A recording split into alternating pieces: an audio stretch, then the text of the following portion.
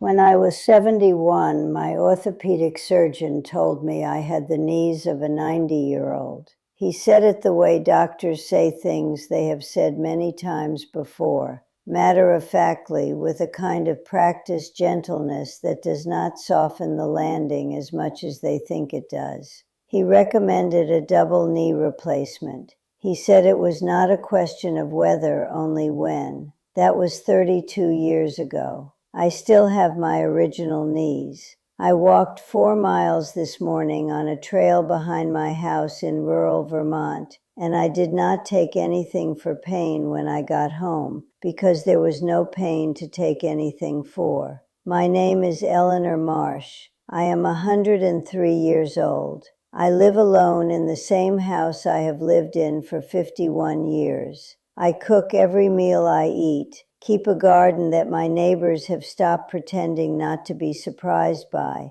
and I have not filled a prescription for joint pain or inflammation in over 2 decades. I am not telling you this to impress you. I am telling you this because I spent the first decade after that diagnosis doing everything my doctors told me and watching my body continue to decline on schedule. And I believe there are people watching this right now who are living inside that same slow decline and have been told in various ways that it is simply what getting older looks like.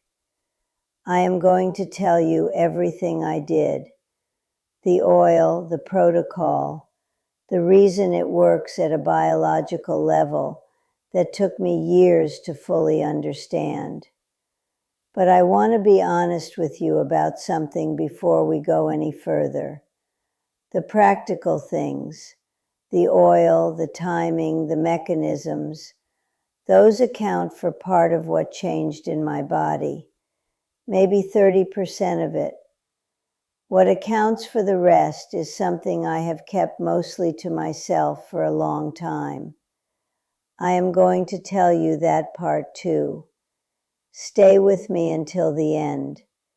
The order of this matters, and what I did wrong for the first decade is part of the story. For 11 years after that appointment, I managed. That is the honest word for it. I managed the pain with medication, modified my activity to protect my joints, and gradually, quietly, adjusted my understanding of what my life was going to look like. I stopped kneeling in the garden. I stopped the long walks I had taken every morning since my 40s.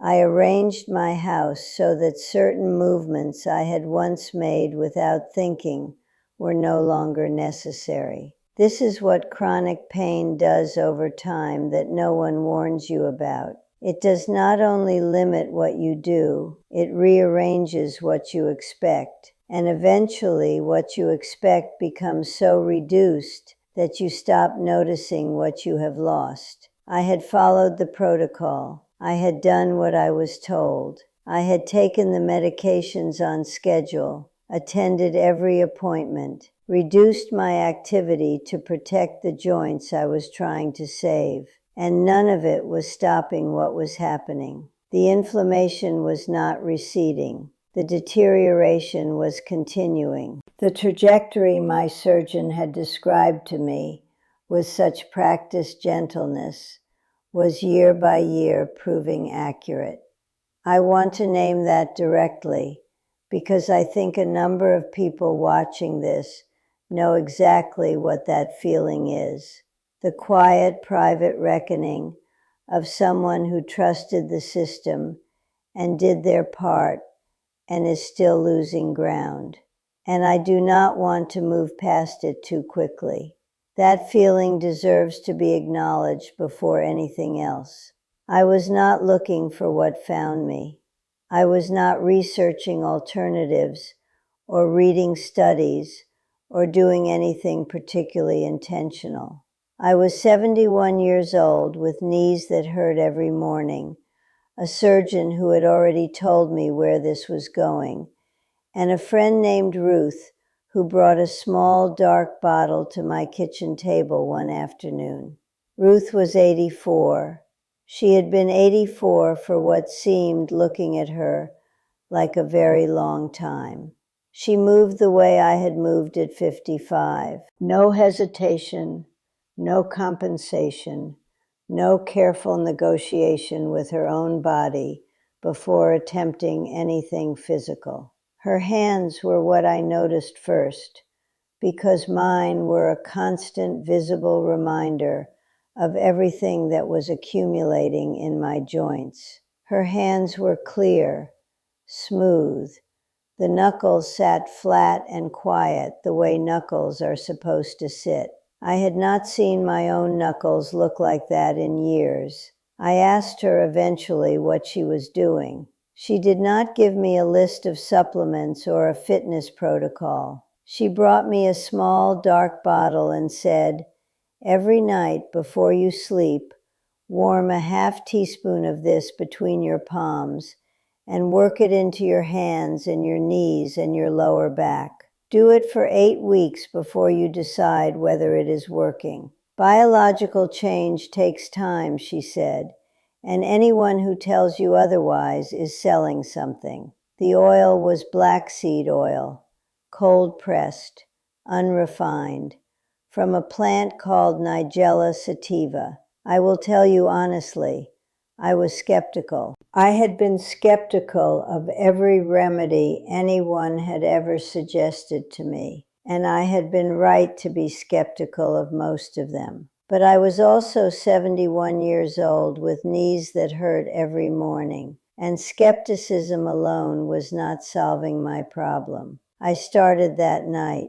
What I understand now, which I did not understand then, is what was actually happening inside my skin the moment I began applying it. Your skin is not a shell. It is the largest organ in your body, and it is a living, dynamic structure, threaded with immune cells, lymphatic channels, nerve endings, and what researchers call transdermal pathways, microscopic passages through which certain molecules can cross from the surface of the skin into the bloodstream and reach internal tissue. Not everything travels this way. The active compound in this oil does. The active compound is called thymoquinone. As of recent years, there are over 2,000 published scientific studies on it. I did not know that when Ruth handed me the bottle. I learned it later, when I was trying to understand in retrospect what had changed in my body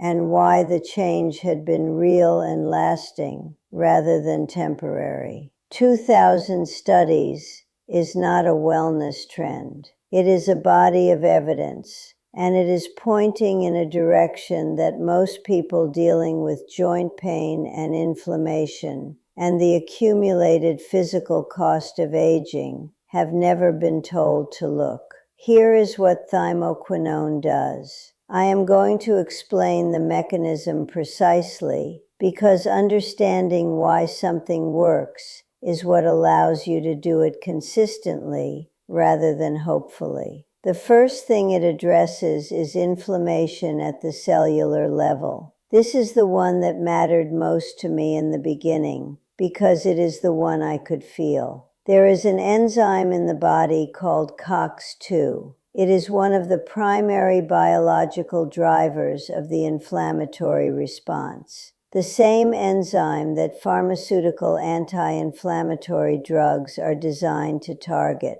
Those drugs work. I am not telling you they do not work. What I am telling you is what they cost over years of use. Documented consequences for the stomach lining, the liver, the kidneys. Compounds that manage inflammation through the same pathway without those effects are not a minor clinical distinction. They are the difference between a solution and a slow trade. Thymoquinone inhibits COX-2 through the same pathway those drugs use.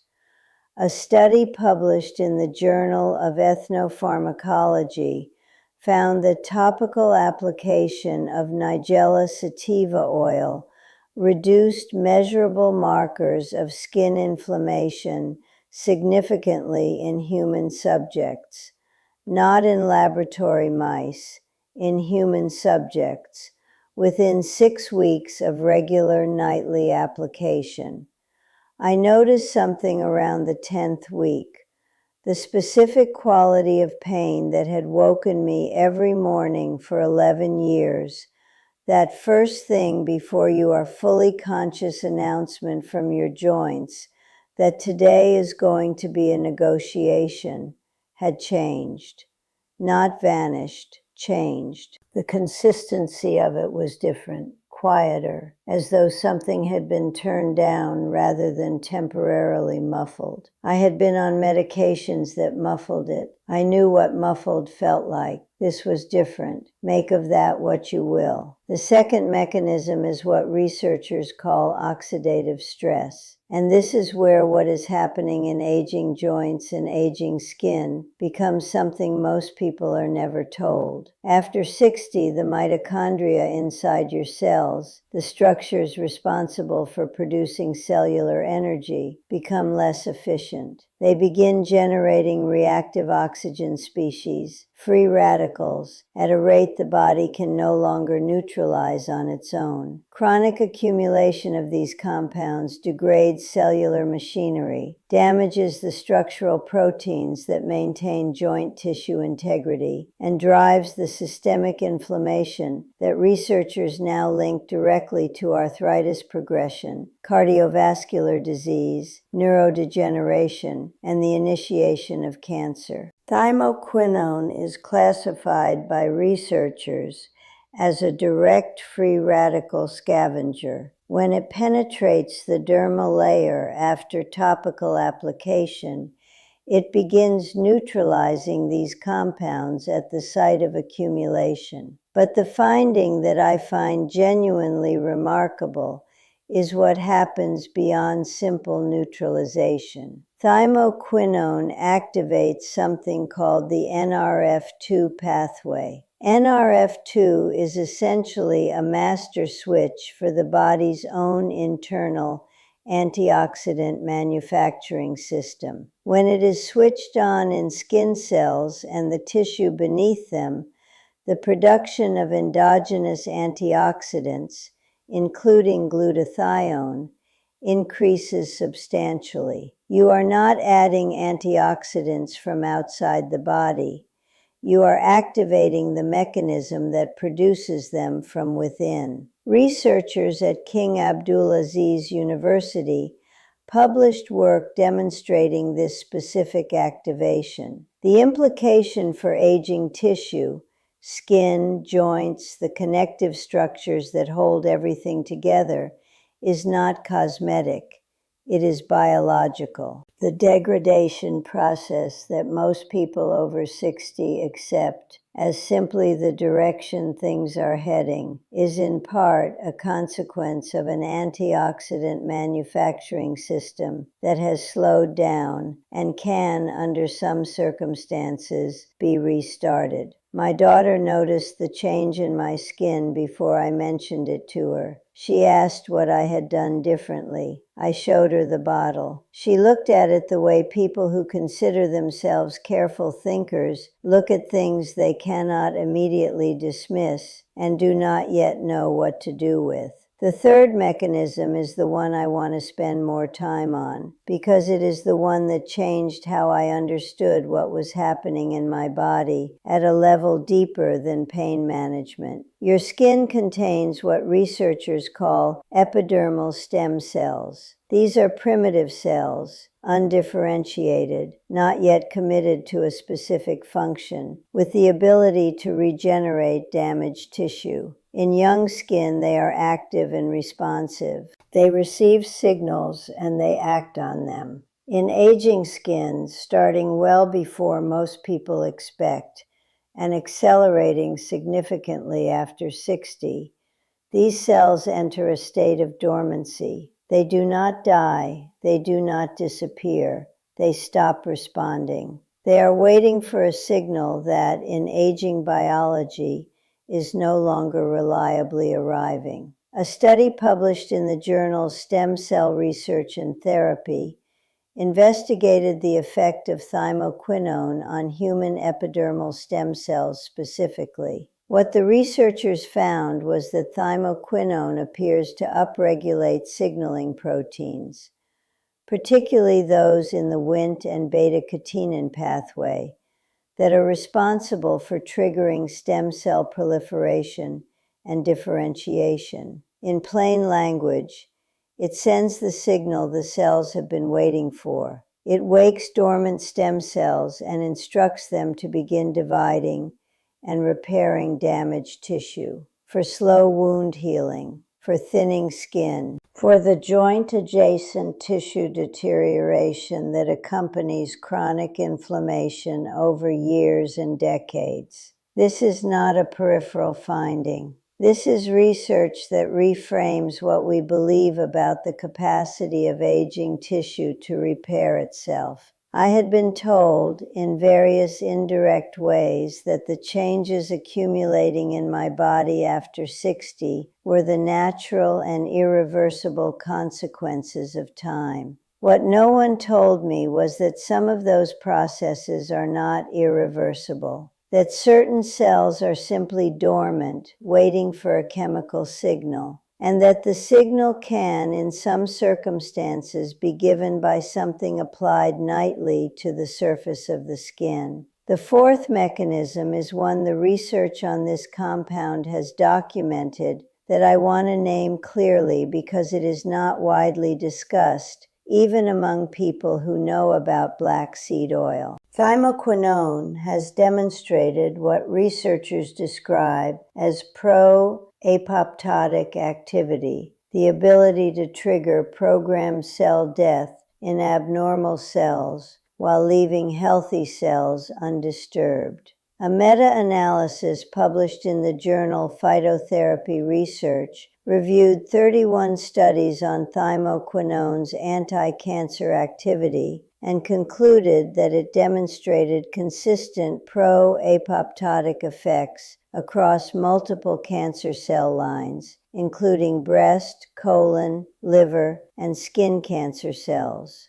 The mechanism involves targeting specific proteins, including BCL2 and P53, that regulate the apoptotic pathway. These proteins are what allow damaged or abnormal cells to evade the body's natural elimination process. Thymoquinone appears to restore the signal those cells have learned to ignore. I am not telling you this is cancer treatment. I am telling you it is a finding that exists in the peer-reviewed literature and does not reach most people, for reasons I will address directly before this is over. The fifth mechanism is one that I did not take seriously enough at the beginning, and I suspect most people skip past it entirely. Thymoquinone has demonstrated broad-spectrum antimicrobial activity in laboratory settings. And more importantly, it appears to help restore balance to the skin microbiome, rather than simply killing bacteria indiscriminately. The skin microbiome, the ecosystem of microorganisms that lives on the surface of healthy skin, is not a cosmetic concern. A healthy skin microbiome is one of the frontline defenses of your immune system. In aging skin, this balance shifts. Opportunistic organisms gain ground. The result is not always visible as infection. It shows up as chronic, low-level inflammation, as the kind of immune burden that the body carries quietly and at cost. Restoring that balance reduces the load. For those dealing with eczema, psoriasis, or rosacea, which are not merely surface conditions, but expressions of systemic immune dysregulation, this mechanism is the relevant one. It does not treat the symptom. It addresses one of the conditions that produces it. Now let me tell you why Ruth was specific about nighttime, because I did not understand her reasoning until well after I had already experienced its effects. During sleep, the body enters its primary repair cycle. Cortisol, the stress hormone that suppresses immune function and elevates the inflammatory response, drops to its lowest levels of the day. Growth hormone secretion peaks in the early hours of sleep.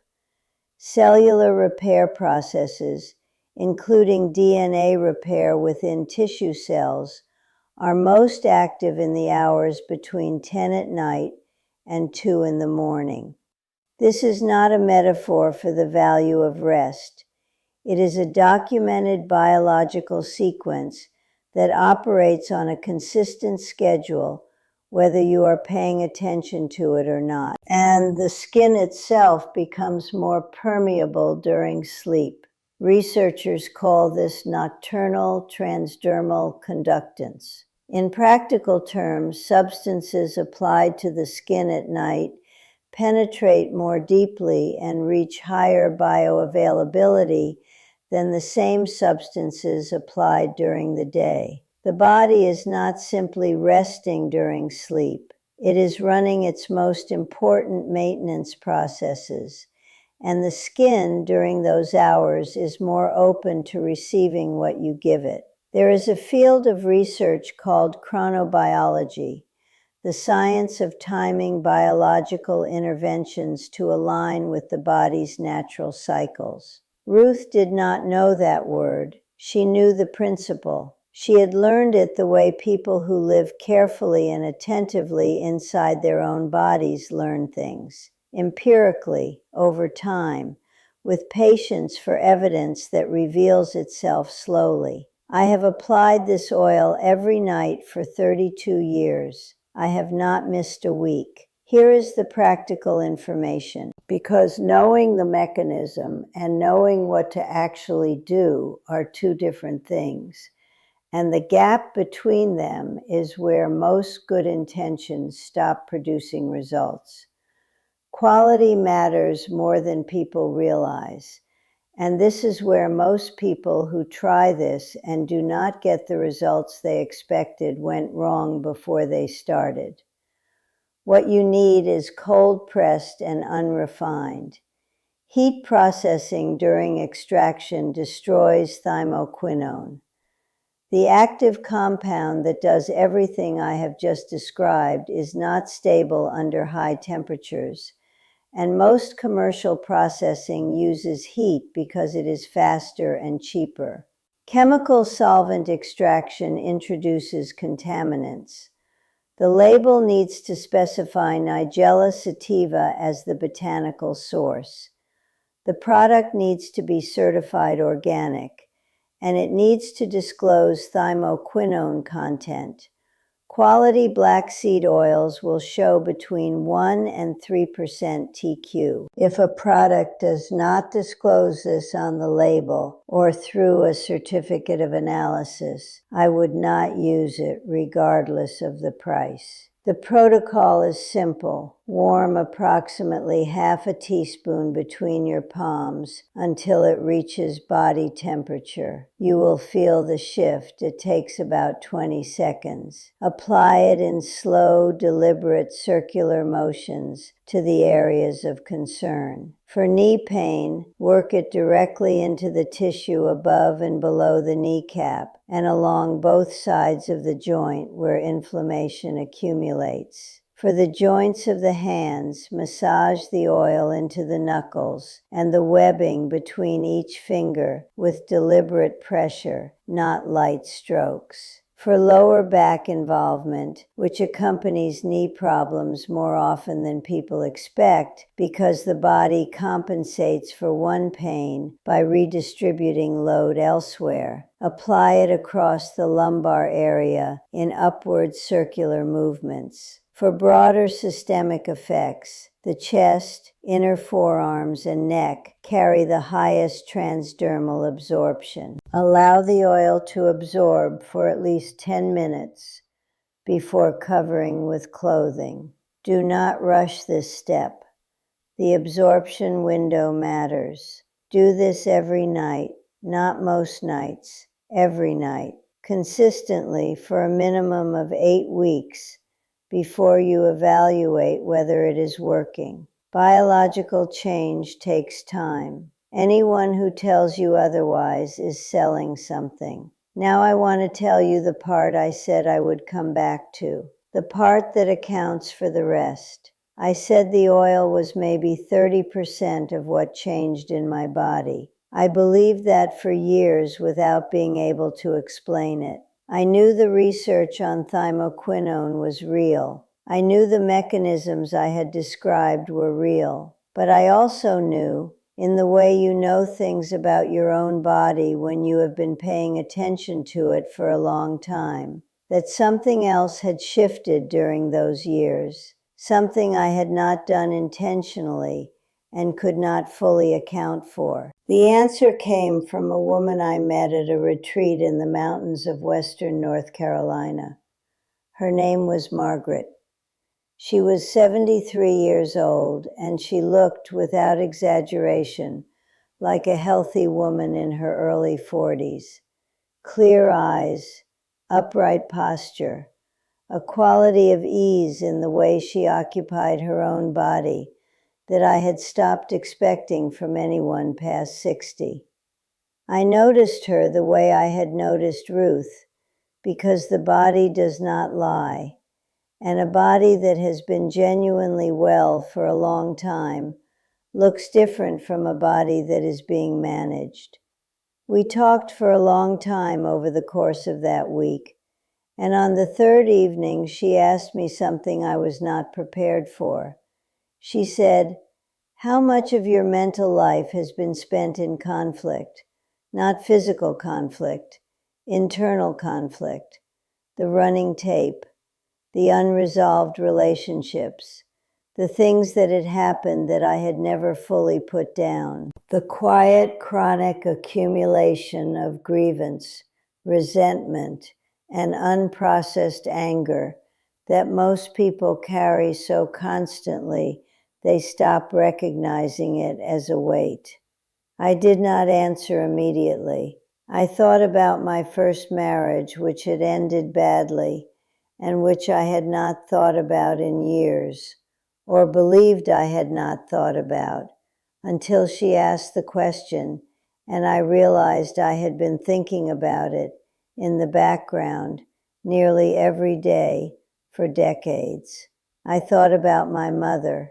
I thought about a professional humiliation from my 40s that I had replayed more times than I could count, each time arriving at the same conclusion and changing nothing.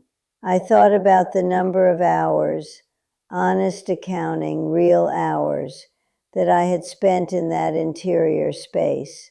It was not a small number.